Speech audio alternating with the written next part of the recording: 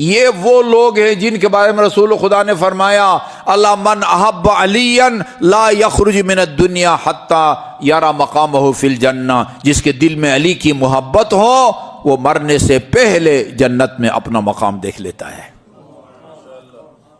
دوسرا کون ہے جس کے لیے موت عذاب کی بشارت لے کے آتی ہے؟ قبر میں اترتے ہی جو ہے نا وہ اس کی کیا کہتے ہیں گوشمالی شروع ہو جائے گی۔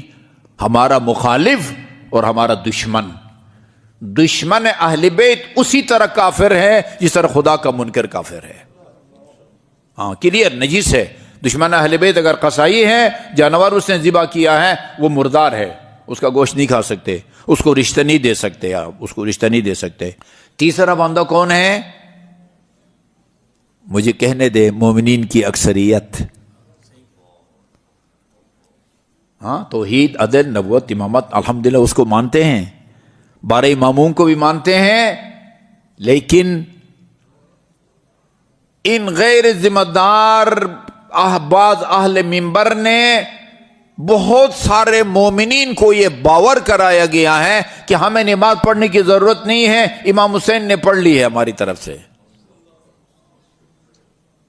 ایک جگہ صاحب کہنے لگے کہ قبر میں نکیر منکر آئیں گے تو علی ہماری طرف سے جواب دیں گے۔ یہ کوئی نماز جنازہ ہے کہ آپ کی طرف سے علی پڑھیں گے؟ میں نے مذاق میں کہا کہ وہ نماز آپ کی طرف سے جو ہے امام حسین نے پڑھی ہے، منکر نکیر کو علی جواب دیں گے، تو آپ کا کام صرف لنگر کھانا ہے؟ آپ کیا کریں گے؟ حسین نے اپنی نماز پڑھی ہے جی، علی نے اپنا جواب دینا ہے۔ خاتون جنت نے نکیر منکر کو جواب دیا ہے۔